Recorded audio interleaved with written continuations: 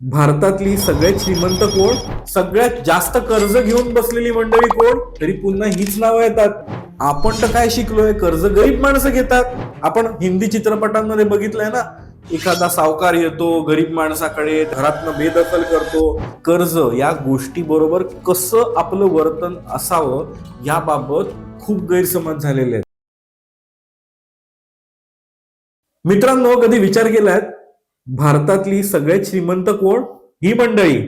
आणि भारतात सगळ्यात जास्त कर्ज घेऊन बसलेली मंडळी कोण? तरी पुन्हा हीच नावं येतात. का बरं? श्रीमंत माणसांकडे जर इतके पैसे असतील तर हे कर्ज घेतातच का? आपण तर काय शिकलोय, कर्ज गरीब माणसं घेतात. आपण हिंदी चित्रपटांमध्ये बघितलंय ना, एखादा सावकार येतो गरीब माणसाकडे, त्याचे सामान बिमान बाहेर काढून टाकतो, त्याला घरातनं बेदखल करतो, सांगतो तू कर्ज फेडू शकला नाहीस, आजपासून हे घर माझं. हे असे चित्रपट बघून बघून लक्षात घ्या मित्रांनो, आपल्यावरती ना कर्ज ह्या गोष्टीबद्दल अतिशय चुकीचे संस्कार केलेले आहेत. आपल्याकडे कर्ज या गोष्टी बरोबर कसं आपलं वर्तन असावं याबाबत खूप गैरसमज झालेले आहेत. सो हेच गैरसमज दूर करण्यासाठी हा तुमच्यासाठी खास व्हिडिओ. मित्रांनो, सगळ्यात पहिला मुद्दा समजून घेऊया, पैसे म्हणजे काय. आता पैसे म्हणजे एक विकत घेण्याचं साधन. तुम्हाला वस्तू घ्यायची आहे, सेवा घ्यायची आहे, ही काय घ्यायची? पूर्वी वस्तू विनिमयाचं जग होतं, पण वस्तू विनिमयाच्या जगामध्ये अनेक लिमिटेशन्स होत्या. आता हे लिमिटेशन्स कमी करण्यासाठी आपण एक पैसे नावाचं माध्यम आणलं. आता हे पैसे नावाचं जे माध्यम आहे त्याची प्रत्येक काळामध्ये व्हॅल्यू बदलते. स्थळ, काळ आणि वेळेप्रमाणे पैशाचं मूल्य बदलतं. बघा, आपल्या आजोबांकडनं आपण ऐकलेलं असतं की हो, हाच फ्लॅट पूर्वी 1970-75 साली इतक्या रुपयाला होता, काही हजारात होता, आता त्याची व्हॅल्यू काही कोटींमध्ये गेली. पण त्या काळामध्ये उपलब्ध असलेल्या पैशाच्या तुलनेत जो 15 आणि 20 हजारात उपलब्ध असलेला फ्लॅट, हा 15 आणि 20 हजार आकडा 1970च्या जगात जाऊन बघाल तर तुम्हाला काही कोटींसारखाच मोठा, भलाढ्य मोठा आकडा वाटू शकतो. पैशाची उपलब्ध असलेली क्वांटिटी प्रमाणे पैशाचं मूल्य काळाप्रमाणे बदललं. तसंच वेळेप्रमाणे देखील त्याचं मूल्य बदलत असतं. तसंच स्थळाप्रमाणे देखील त्याचं मूल्य बदलत असतं. एखादा माणूस समोसा खातोय आपल्याच मुंबईतल्या एखाद्या गल्लीमध्ये आणि तोच समोसा खातोय लंडनच्या गल्लीमध्ये. स्थळ बदललं. अहो, स्थळ काय बदला, मुंबईतल्याच मल्टिप्लेक्स मध्ये जरी त्यांनी तो समोसा खाल्ला तरी सुद्धा मूल्य बदलतं की. लक्षात घ्या, त्यामुळे स्थळ, काळ, वेळाप्रमाणे पैशाचं मूल्य बदलत असतं. त्यामुळे पैशाला ज्या वेळेला आपण फक्त त्याच्या क्वांटिटेटिव्ह ऍस्पेक्ट्सनीच बघतो, या संख्यात्मक मूल्यामुळे आपल्याला भ्रम निर्माण होत असतो. आता एक साधं उदाहरण घ्या. सेव्हिंग बँकेमध्ये असलेले पैसे तुम्हाला 2.5 ते 3% व्याजदर मिळतं. पण महागाईच 6 आणि 7% असेल तर तुमचे वर्षभरानंतर 1 लाखाचे 1,03,000 जरी झाले तरी वस्तू आणि सेवा विकत घ्यायलाच जे 100 रुपये लागत होते ते जर 107 लागतायत तर 100चे 103 होऊन पण तुम्ही ती गोष्ट विकत घेऊ शकत नाही.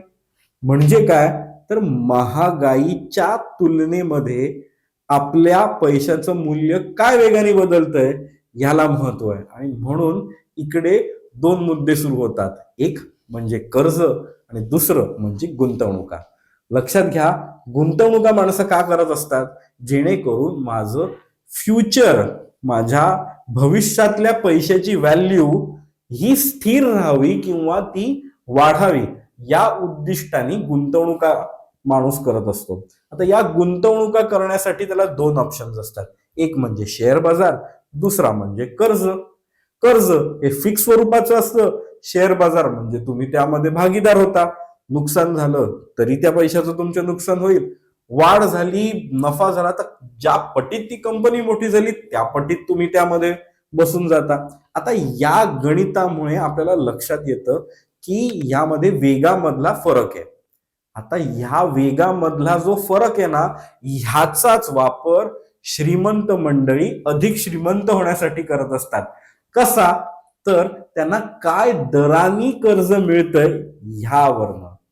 बघा मित्रांनो, एखाद्या मोठ्या गुंतवणूकदाराला किंवा एका मोठ्याशा उद्योजकाला 11% 10,000 कोटीचं कर्ज मिळू शकतं आणि त्याचे 10,000 कोटी जर त्याला 18 ते 20% वाढवता येत असेल तर तो विचार काय करतो, माझ्या पैशाला मी 18%चा वेग दिलाय, मला 11% पैसे मिळाले, 7% मध्ये 11,000 कोटीवर दर वर्षाला मला कमवता येत आहेत.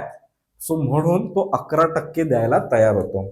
आता हेच आपण एक सामान्य मध्यमवर्गीय माणसाच्या आयुष्यात बघूया. तो अशाच प्रकारचा निर्णय गृहकर्जाबाबत घेऊ शकतो. त्याला गृहकर्ज 7 ते 8% मिळू शकतं आणि त्याच्या गुंतवणुका अगदी म्युच्युअल फंडामध्ये देखील 12-14% वाढत असतात. 7% आणि 14%, या मधला जो 7%चा फरक आहे, हा साधारण 1 कोटी रुपयांवरती आपण दर वर्षाला मिळवत गेलो तर आपल्याला जो फायदा होईल तोच फायदा मध्यमवर्गीय माणूस, त्याच्याकडे जरी 1 कोटी रुपये असले तरी सुद्धा कर्ज जर त्यांनी घेतलं, हाऊसिंग लोन घेतलं, तर एवढ्या 15-20 वर्षाच्या काळामध्ये तो 1 कोटीवरती तुम्ही म्हणाल, अहो 1 कोटी मला व्याजापोटी द्यावं लागेल, पण 1 कोटी रुपयाच्या गुंतवणुका जर तेवढाच का 20 वर्ष आपण ठेवल्या तर त्या 1 कोटीची रक्कम 15 ते 18 कोटी होते. लक्षात घ्या, ह्या फ्युचर मधल्या 15-20 वर्षामध्ये 12-14% वाढ होऊन त्यात किती मल्टिपल लेवलवरती आपल्याला गोष्टी मिळू शकतात ह्याचा कॅल्क्युलेशन न करता सामान्य माणूस काय विचार करतो, अरे ते व्याज द्या, नको बाबा. म्हणून मध्यमवर्गीय माणूस आपला श्रीमंत होण्याचा रस्ता स्वतःच बंद करतो, कारण त्याला कुठलाच धोका घ्यायचा नसतो, त्याला कुठलाच आपल्या पैशावरती रिस्क घ्यायची इच्छा नसते. तर ही रिस्क आपण छोट्या छोट्या स्वरूपात कार लोन, होम लोन अशी करून घेऊ शकत असतो. एखाद्याला 15-20 लाखाची गाडी घ्यायची आहे, पण 15-20 लाख रुपये जर त्याच्याकडे असतील आणि ते जर गुंतवलेले असतील तर ते 14-15% गुंतवणुकीचा वेग देणारी त्याची ऍसेट त्यांनी विकून टाकायची आणि 8% कार लोन वाचवायचं. हा काही विवेकाला धरून निर्णय नाही, मात्र आपण कर्ज नको बाबा या संस्कारामध्ये वाढलेले असतो.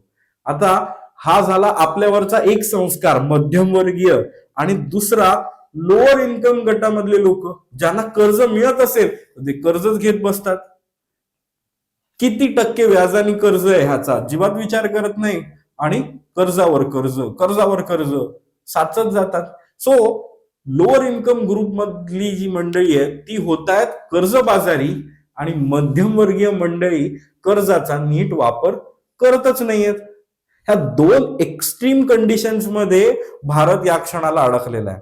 जर आपल्याला विकसित देश म्हणून व्हायचं असेल तर लोअर इन्कम ग्रुपनी लक्षात घेतलं पाहिजे, अनावश्यक कर्ज मी टाळलं पाहिजे, जास्त व्याजदराचं कर्ज मी टाळलं पाहिजे, क्रेडिट कार्ड वगैरे जे जे मित्रांनो डबल डिजिट मध्ये व्याज लावेल ना ते माझ्यासाठी नको आहे.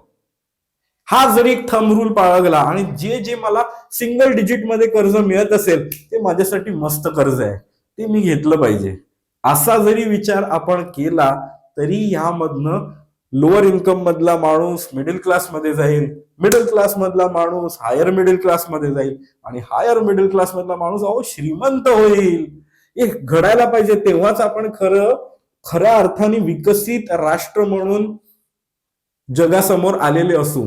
आणि ह्यासाठी तुम्हाला या कर्जाचा वेग काय आणि माझ्या गुंतवणुकांचा वेग काय ह्याच्यातला जो क्वालिटेटिव्ह फरक आहे हा नीट समजला पाहिजे. मला फक्त 12 लाख व्याज द्यावं लागेल एवढंच फक्त जर आपण घेऊन बसलो तर तुम्ही भविष्यात याच पैशावरनं 80 लाख कमवू शकणार होतात, ही ऑपॉर्च्युनिटी सोडून देता.